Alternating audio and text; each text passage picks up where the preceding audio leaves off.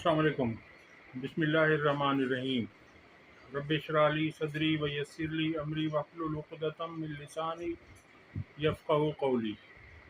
दो मेन ख़बरों पर आपसे बात करेंगे। पहली ख़बर, इमरान खान साहब ने अडियाला जेल में गुफ्तगू की है, उसकी तफसील आपके सामने रखेंगे। और दूसरी ख़बर, इलेक्शन ट्रिब्यूनल से मुताल्लिक़ जो गुज़श्ता रोज़ सुप्रीम कोर्ट के 5 रुकनी बेंच ने फ़ैसला दिया है, उस पर बात करेंगे। और दो छोटी ख़बरें इससे पहले आपके सामने रखते हैं। इनकी तफसील से पहले आपसे रिक्वेस्ट है कि हमारे चैनल को सब्सक्राइब करें और वीडियो को लाइक ज़रूर किया करें।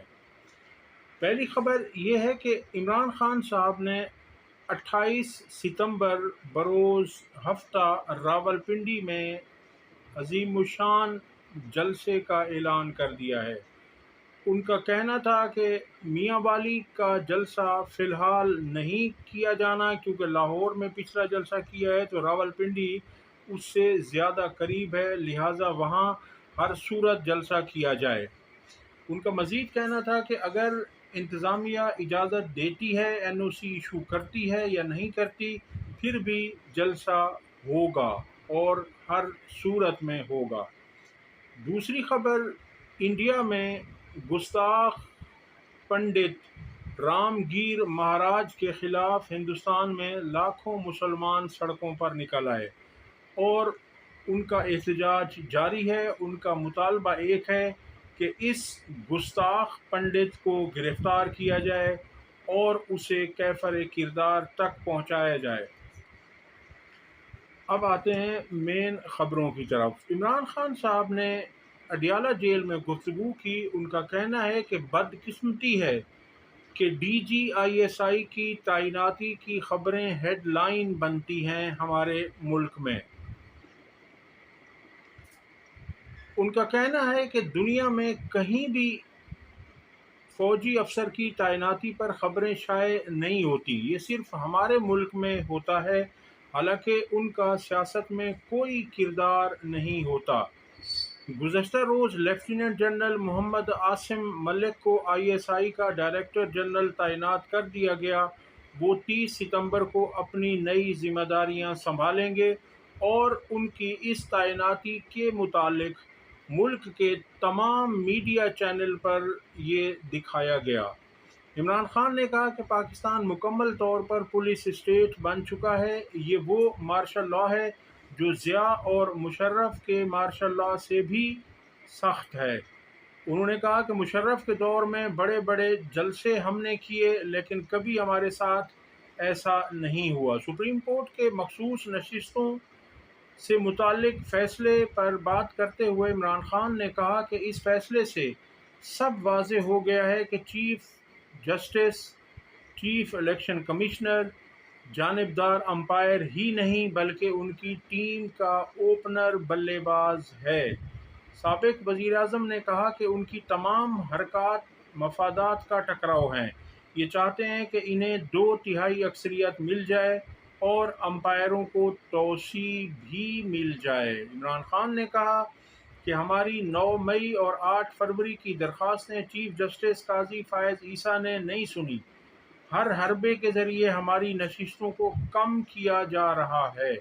उन्होंने कहा कि हमारी कोई भी पिटीशन नहीं सुनी जा रही, सब कुछ बेनकाब हो गया। थर्ड अंपायर उनकी पुश्त पर है, उनको भी तोसी दी जानी है।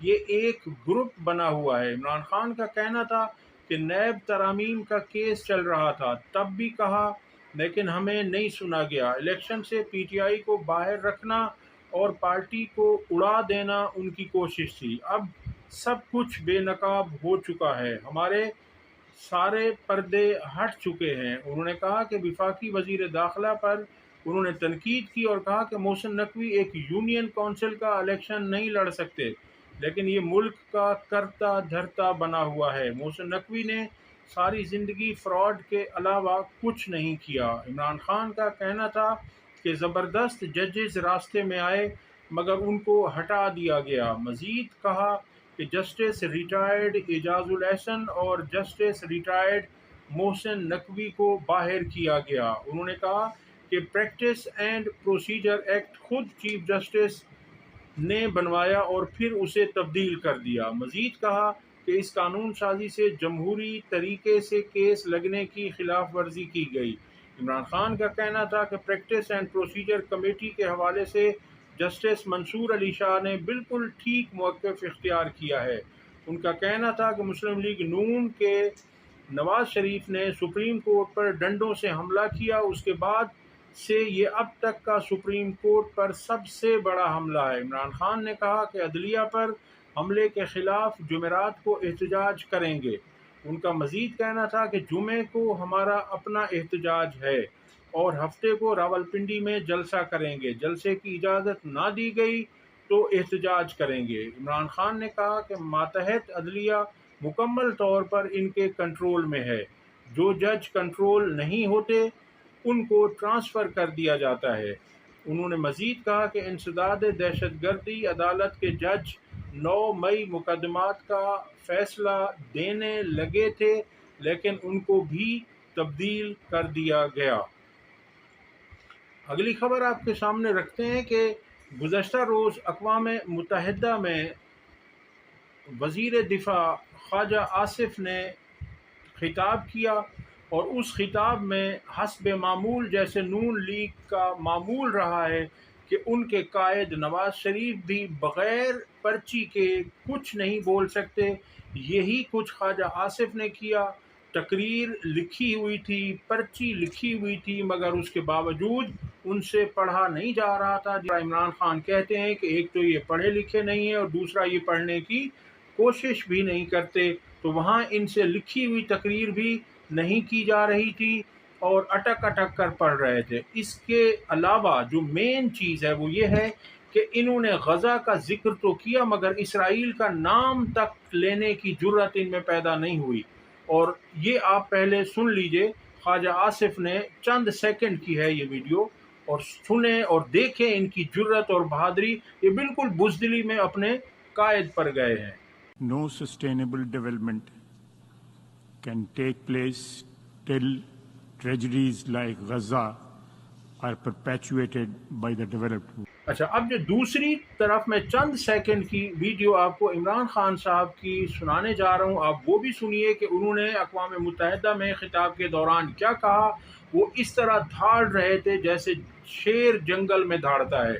وہ مسلم امت کے واقعی لیڈر ہیں، اور دیکھیے کہ ان کے دل میں کس طرح ملک اور مسلم امہ کا درد تھا اور کس گرج کے ساتھ انہوں نے وہاں بات کی، یہ سنیے۔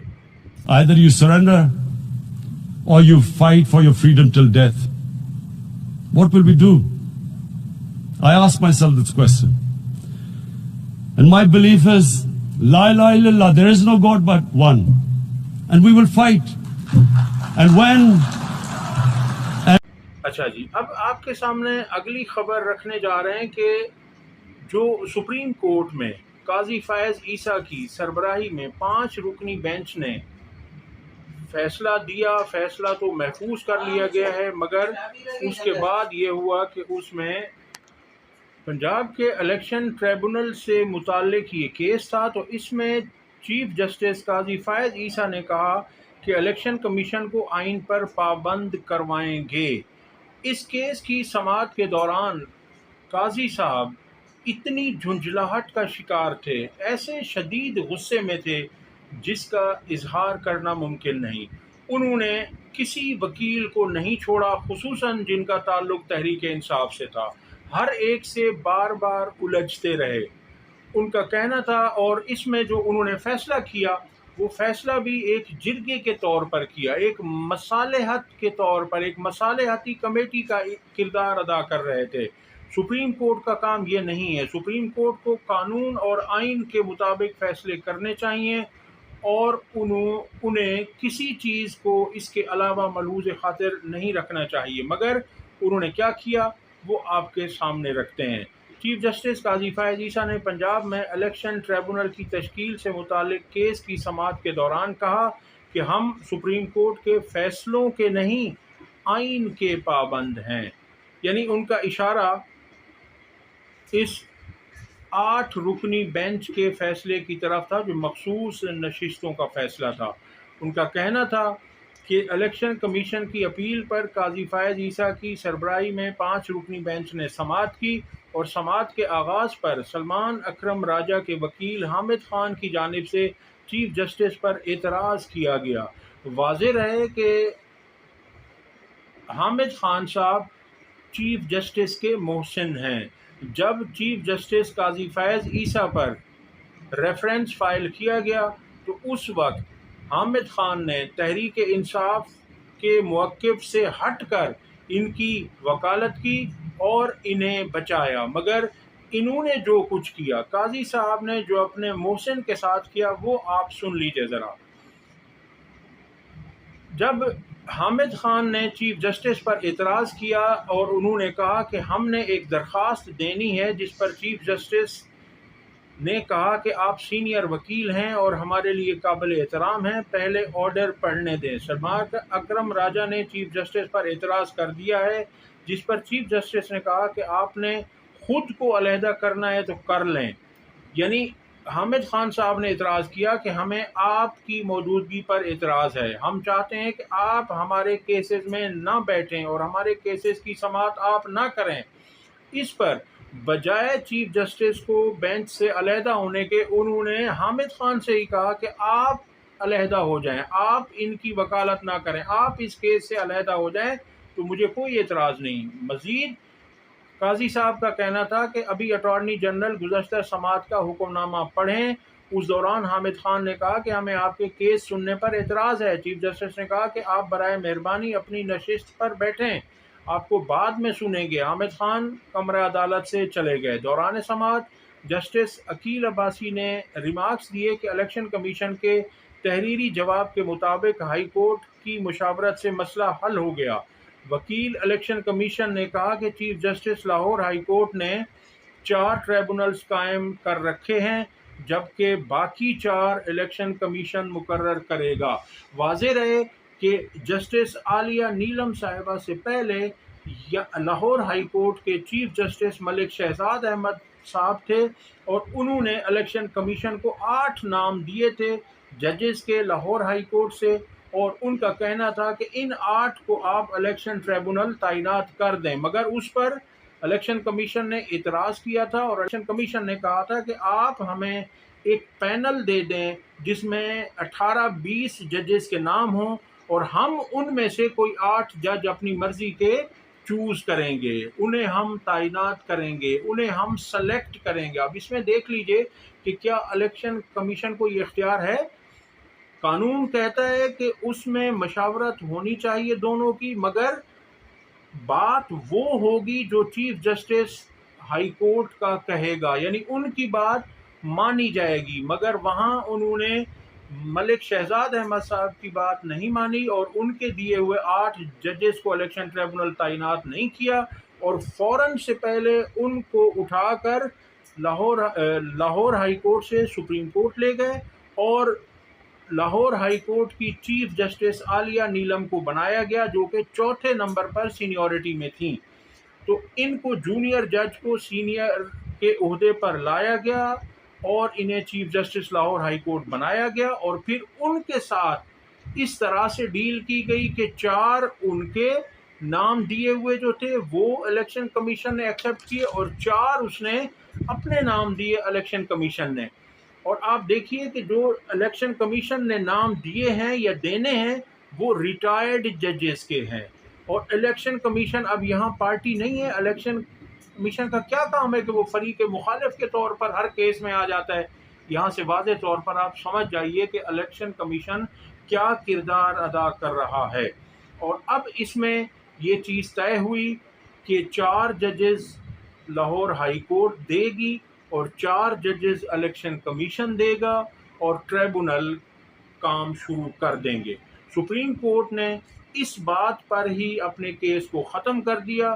سلمان اکرم راجہ کا کہنا تھا کہ سپریم کورٹ کو ایسا نہیں کرنا چاہیے، سپریم کورٹ کو اپنا ایک فیصلہ دینا چاہیے جو آئین اور قانون کے مطابق ہو، مگر سپریم کورٹ نے فیصلہ محفوظ کیا، اور لگتا یہی ہے کہ جو ریمارکس آئے جو الیکشن کمیشن کے وکیل نے کہا کہ جی بات ہو گئی ہے ہماری chief justice Lahore high court عالیہ نیلم سے، 4 ہمارے نام ہیں، 4 ان کے نام ہیں، اور اس طرح سے ہم اپنا کام جاری رکھیں گے۔ تو الیکشن کمیشن اس طرح کیوں کر رہا ہے؟ الیکشن کمیشن اور قاضی صاحب دونوں مل کر کوششیں کر رہے ہیں کہ نون لیگ کو 2/3 اکثریت پوری کر کے دی جائے، اور اس کے لیے یہ اپنے تئیں انصاف اور قانون کے مطابق یہ کام کر رہے ہیں، اور یہ چاہتے ہیں کہ نون لیگ کو 2/3 ملے، اور ان کی 2/3 سے ان دونوں کی توسیع مشروط ہے۔